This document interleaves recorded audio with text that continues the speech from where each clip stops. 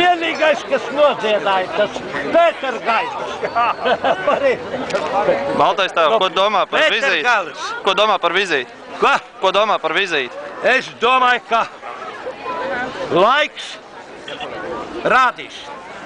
Man liekas, prezidenta nost ar kapitalismu, jo mums ir sava karaliene, tautas karaliene, a viņa ir laupītāja karaliene, jo viņa aplaupīja visu pasauli Anglijā ar visas kolonijas pievāca. Es sakārtošu visu, tā kā tautai vajag.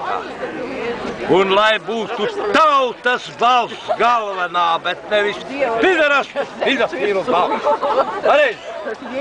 Tauta ir galvenais.